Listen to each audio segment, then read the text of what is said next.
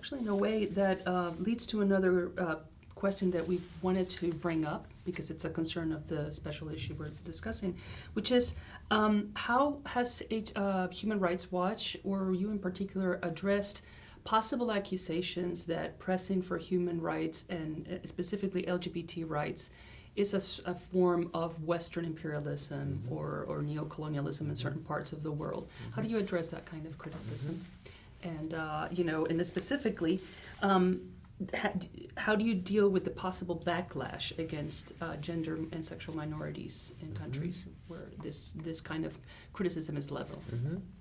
Yeah, that's a very good question. I mean, on one level, I see it by and large as a ruse. Is a lot of people who use that argument are using it as a justification for their kind of homophobic policies, and those homophobic policies are serving a particular political end. So I think the one thing we can do is to call them out on that, is to call out a government, to say to Goodluck Jonathan, when he passes the Same-Sex Marriage Prohibition Act at a certain point in time, is really, this is about corruption scandals, this is about a party divided about your running for a second term when there was an agreement that you wouldn't.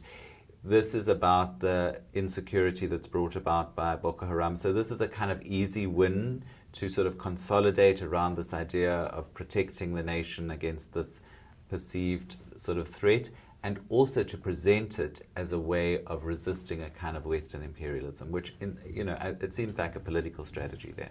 It's also similar in Uganda, is the way in which it's framed as protecting a kind of national identity, a national sovereignty.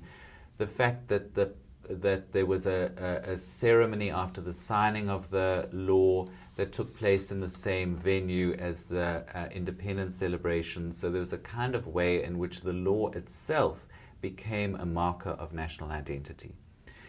Now, one of the things that we've done is in our report that we wrote, which is an unusual report for us in that it wasn't documenting specific abuses, but rather it was looking at the origin of the sodomy laws.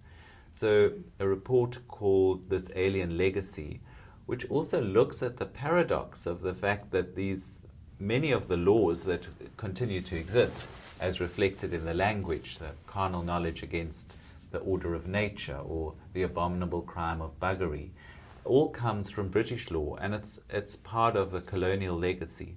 So the process by which what was a colonial imposition becomes a marker of national identity and national sovereignty is an interesting one, and it's not an easy one to answer. But I think part of our role is to point out that contradiction between, well, what was imposed here?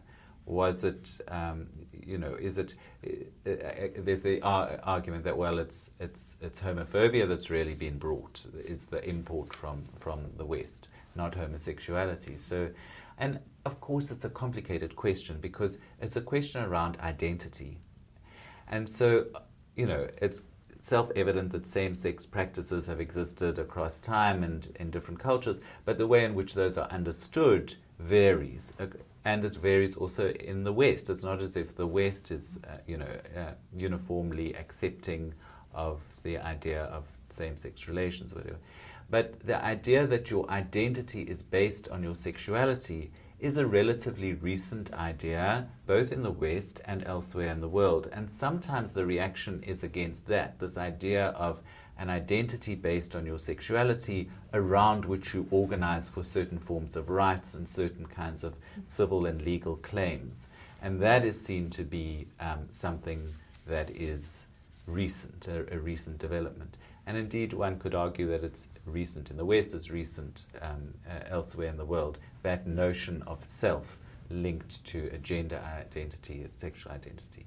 But those are developments that are taking place at this time, which makes our work interesting and complicated at the same time. And I think, again, it highlights the importance of working together with local groups, is that one of the accusations of being an outside entity that's coming in and sort of meddling in the affairs of a country, I think one needs to be cognizant of that and really be careful to be working in a authentic way with groups who are from that particular country and who are experienced at working on LGBT issues, the language of it, and understanding how we may or may not be helpful in that particular setting.